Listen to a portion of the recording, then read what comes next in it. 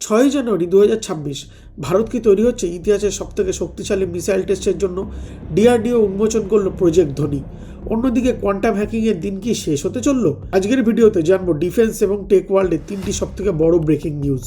তার আগে বলে দিই, ভিডিওর শেষে আমার তোমাদের সবাইকে কিছু একটু বলার আছে, তো যারা ভিডিওটি কন্টিনিউ দেখবে অ্যাটলিস্ট লাস্টে আমার স্টেটমেন্টটা একটু শুনে যাও। Thank you. তো ভিডিও কন্টিনিউ করা যাক।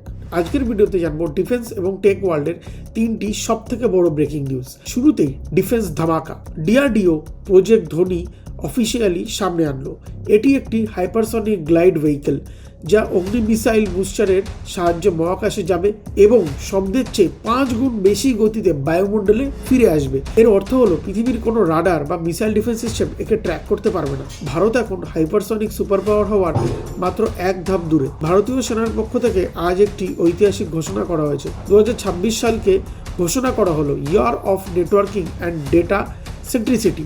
এখন বর্ডারে থাকা প্রত্যেক সৈনিক রিয়েল টাইম ডেটার মাধ্যমে হেডকোয়ার্টারের সাথে যুক্ত থাকবে। ড্রোন থেকে আসা তথ্য সরাসরি সৈনিকের হেলমেটে দেখা যাবে। আধুনিক যুদ্ধক্ষেত্রে ভারত এখন পুরোপুরি ডেটা চালিত শক্তিতে পরিণত হচ্ছে। সাইবার সিকিউরিটি নিয়ে বড় খবর আসে CES 2026 থেকে।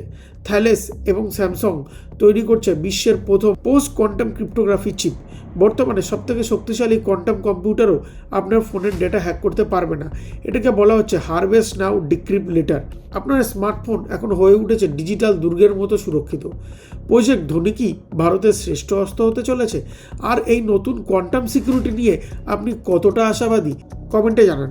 তো এইবার সেই কথাটা বলি, বিগত কিছুদিন ধরে আমার ইউটিউবে কপিরাইট স্ট্রাইক ইস্যু নিয়ে আমি ভিডিও ছাড়তে পারছি না ঠিকঠাক, এবং এটা নিয়ে আমার এডিটর খুবই চেষ্টা করছে যাতে জিনিসটাকে সলভ করা যায়। তো তাকে আমার অনেকটাই ধন্যবাদ, অনেকই থ্যাংক ইউ। এবং তোমরা যদি চাও যে আমি এরকম ব্যাক টু ব্যাক ভিডিওগুলোকে কন্টিনিউ করতে থাকি, তো প্লিজ আর কিছু না করো, ভিডিওটিকে একটা লাইক করো। চ্যানেল সাবস্ক্রাইব অনেকেই করোনি, বাট অ্যাট লাস্ট ভিডিওটাকে লাইক তো করতে পারো। এটা তোমার কাছে ফ্রি, বাট এই একটা লাইক আমাকে নতুন ভিডিও বানানোর জন্য উৎসাহিত করে তোলে। Thank you.